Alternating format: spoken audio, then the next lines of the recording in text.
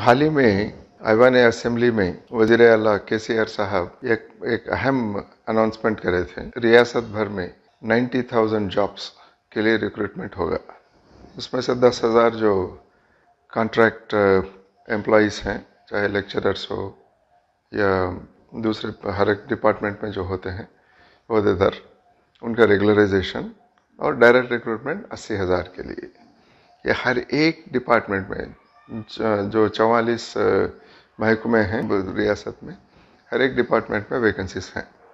जैसे मिसाल के तौर पर पुलिस डिपार्टमेंट में बहुत बड़े पैमाने पर, यानी कि 15 से 20,000 तक हो सकते हैं वैकेंसीज, इसका रिक्रूटमेंट होने वाला है। वैसे फॉरेस्ट डिपार्टमेंट में वहाँ तकरीबन 1,500-1,600 वैकेंसीज हैं। हमारे माइनॉरिटी वेलफेयर डिपार्टमेंट में भी 1,500 तक वैकेंसीज हैं, जिसमें से 1,400 टिमरिस में ही हैं टीचर वैकेंसीज। और इंजीनियर्स के वैकेंसीज हैं, रोड्स एंड बिल्डिंग्स, इरिगेशन और इलेक्ट्रिसिटी। बहुत सारे डिपार्टमेंट्स में टेक्निकल स्टाफ की ज़रूरत है। वहाँ पर असिस्टेंट एग्जीक्यूटिव इंजीनियर्स, ये लेवल में डायरेक्ट रिक्रूटमेंट्स भी होने वाले हैं।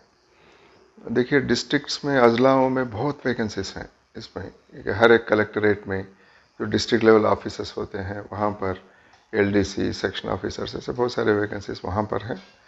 एजुकेशन डिपार्टमेंट में टीचर्स के वैकेंसीज हैं। और ग्रुप 1, ग्रुप 2 के जो आला दर्जे के पोस्ट होते हैं, जैसे deputy collector, deputy superintendent of police, commercial tax officer, वैसे ग्रुप 1 के पोस्ट हैं। ग्रुप 2 के MRO, assistant minority welfare officer, और ग्रुप 1 में district minority welfare officer vacancies भी हैं। ऐसे बहुत ही इम्पोर्टेंट वैकेंसीज हैं। ग्रुप 3, ग्रुप 4 के लिए भी रिक्रूटमेंट है, यानी कि डिस्ट्रिक्ट लेवल में वैकेंसीज हैं, वहाँ पर रिक्रूटमेंट होगा। जोनल लेवल में रिक्रूटमेंट है, मल्टी जोनल लेवल में है, और सर्विस कमीशन स्टेट लेवल के वैकेंसीज जो हैं वहाँ पर रिक्रूटमेंट है। इसके साथ ही साथ जो इम्पोर्टेंट डिपार्टमेंट्स हैं, अपना खुद का रिक्रूटमेंट वो कर रहे हैं, जैसे पुलिस डिपार्टमेंट या फॉरेस्ट डिपार्टमेंट का मिसाल जो दिया था मैं आपको। ऐसा मौका 4-5 साल में एक बार मिलता है, तो इसलिए इसको ज़ाया नहीं करना चाहिए। हर एक नौजवान जो गवर्नमेंट जॉब्स के लिए इतने दिन से इंतज़ार कर रहे हैं, इस मौके को नहीं खोना है इसको। अब वज़ीर आला और एक अनाउंसमेंट भी करे कि अपर एज लिमिट जो है, क्योंकि काफ़ी सालों से रिक्रूटमेंट नहीं हुआ था, इसलिए अपर एज लिमिट में भी 10 साल की छूट दी गई है।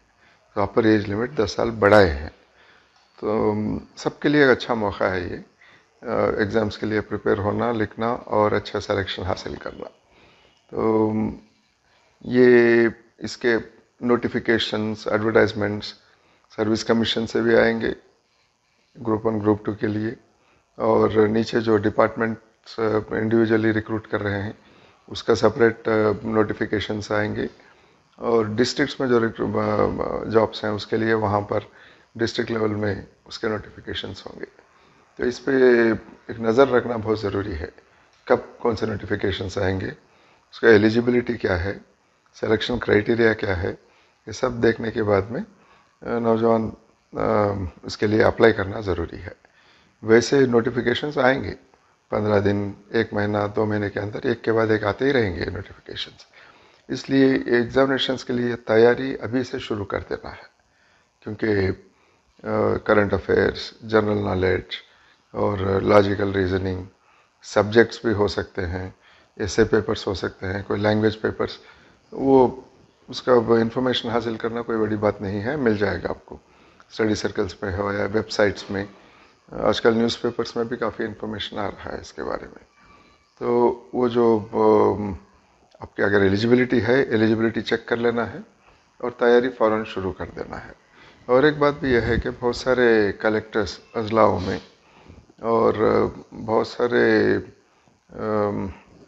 पब्लिक रिप्रेजेंटेटिव्स, इनकी तरफ से भी कुछ स्पेशल कोचिंग कैंप्स का इंतज़ाम हुआ है। तो पुलिस डिपार्टमेंट में हर एक डिस्ट्रिक्ट में specialized coaching superintendents of police, commissioners of police, इन्हों भी शुरू करे हैं। तो वहाँ पर वो ऑफिसर्स को जाना, इंफॉर्मेशन लेना वहाँ जो कोचिंग सेंटर्स हैं या जो वहाँ पे ट्रेनिंग दी जा रही है, इसका फ़ायदा उठाना बहुत ज़रूरी है। हमारे तरफ से यानी कि महकमा अखिलियाती बहबूद माइनॉरिटी वेलफेयर डिपार्टमेंट जो है, इसके जानिब से भी हम लोग स्पेशल कोचिंग क्लासेस शुरू करेंगे। अब हम लोग तैयारी में हैं। अब जैसे भी रमज़ान का महीना ख़त्म होने के बाद इमीडिएटली फ़ौरन इसके बाद में हम लोग शुरू करेंगे। अब तक हमारा प्लान यह है कि 10 ओल्ड डिस्ट्रिक्ट हेडक्वार्टर्स जो थे वहाँ पर ये सेंटर्स को हम कायम करेंगे। अच्छे से अच्छी फैकल्टी लेके आएंगे वहाँ पर, स्टडी मटेरियल डेवलप करेंगे और कोचिंग कम से कम 1.5 से 2 महीने तक चलाएंगे कोचिंग क्लासेस। टेस्टिंग भी, फ्रीक्वेंट टेस्ट भी कंडक्ट करते जाएंगे ताकि एग्जामिनेशन में जाने के बाद आपको इसका ये बात का भी एहसास हो जाएगा कि किस तरह का स्टैंडर्ड होता है, किस तरह से करना है इसको। तो इसके लिए आपसे सारे नौजवान तैयार होना ज़रूरी है। अब ये सेंटर्स 10 डिस्ट्रिक्ट में तो 10 रहेंगे। हैदराबाद में हम लोग इस तरह से प्लान कर रहे हैं कि कम से कम 2 सेंटर्स हों इधर हैदराबाद में। तो जहाँ भी आपको सहूलत है, जो भी सेंटर आपके करीब में है या कोई आपका मकान वहाँ पर है, कोई रिश्तेदार हैं, क़याम करने के लिए कोई फैसिलिटी है वहाँ पर, आपको वहाँ पर पहुँच जाना चाहिए। ये 10 district headquarter, old district headquarters या शहर हैदराबाद में दाखिला कहीं भी ले सकते हैं आप।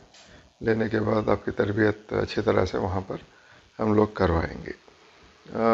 मेरा ख़ास अपील डॉक्टर्स और इंजीनियर्स से है, क्योंकि मेडिकल एंड हेल्थ डिपार्टमेंट में भी वैकेंसीज हैं और इंजीनियरिंग डिपार्टमेंट, जैसे इससे पहले मैं बता रहा था आपको कि irrigation, roads and buildings, electricity board, इसमें वैकेंसीज हैं। जो भी बीई बीटेक करे हैं या उसके आगे भी एमटेक करे हैं, ये सब एलिजिबल होंगे इसके लिए। बहुत सारे जॉब्स के लिए बेसिक क्वालिफिकेशन ग्रेजुएशन है। तो अब आपकी इंजीनियरिंग स्ट्रीम से जो इंजीनियरिंग करे हैं, आपको एलिजिबिलिटी रहेगी इसके लिए। तो मैं जानता हूँ बहुत सारे नौजवान तेलंगाना से, क्योंकि यहाँ पर गवर्नमेंट में रिक्रूटमेंट 2-3 साल से नहीं हुआ था, तो इसलिए बहुत सारे गल्फ़ को गए हैं, मिडिल ईस्ट में हैं, या कोई दूसरे ममालिक में भी जाके वहाँ पर नौकरी कर रहे हैं। उनसे भी मेरी दरख्वास्त ये है कि ऐसे जॉब्स और इस तरह का अच्छा मौका हमेशा नहीं मिलेगा आपको। तो आप चाहे वहाँ रह के भी तैयारी कर सकते हैं या 2-3 महीने का टाइम लेके, वक्फा लेके यहाँ पर आना ज़रूरी है। और आप में अगर सलाहियत है, काबिलियत है और मेहनत करने की का एक जज्बा है आप में, सूझबूझ के साथ, यानी कि स्मार्ट स्टडीज़ भी होना, हार्ड स्टडीज़ भी होना है। स्मार्ट हार्ड स्टडीज़ आप कर सकेंगे सिस्टम को जानकर, किस तरह का एग्जामिनेशन होता है, तो इंशाल्लाह आप कामयाब होंगे इसमें। तो अगर यहाँ पे गवर्नमेंट में जॉब्स लेने से आपका सबसे बड़ा फ़ायदा ये है कि आपके फैमिली से इधर, आप जॉब वहाँ पर गल्फ़ में जाके करना, और वर्किंग कंडीशंस भी ठीक नहीं होते। हो सकता है आपको ज़्यादा आप कमा लेंगे उधर, मगर फैमिली के साथ, अपने फैमिली के साथ रहना, बच्चों के साथ रहना, माँ बाप के साथ रहना और एक अच्छे माहौल में नौकरी करना, ये मौका बाहर जाने से नहीं मिलता है आपको। और एक बात भी है, अब यहाँ जब हैं आप, करियर्स अच्छे हैं, सैलरीज अच्छे होंगे आपके, और एक 35 ईयर्स के लिए जॉब सिक्योरिटी है आपके लिए, परमानेंट जॉब्स हैं ये। उसके साथ में एक क्लियर प्रमोशन पॉलिसी भी होती है। 5 साल के अंदर, 10 साल के अंदर आपके ओहदे में इजाफा भी होता रहता है। तेलंगाना के लिए काम करेंगे, आराम से काम करेंगे आप, आपके रियासत में रह के काम करेंगे आप, बहुत सारे फ़ायदे हैं। इसलिए हर एक से, ख़ासकर जो टेक्निकली क्वालिफाइड हैं, डॉक्टर्स और इंजीनियर्स, इनसे मेरी दरख्वास्त है कि आप ये मौका ना खोएं और यहाँ पर आके कोचिंग लें, ट्रेन करें एग्जामिनेशंस के लिए, और एग्जामिनेशन में ज़रूर अपीयर करें आप, करके ये जॉब्स हासिल करने की कोशिश करें।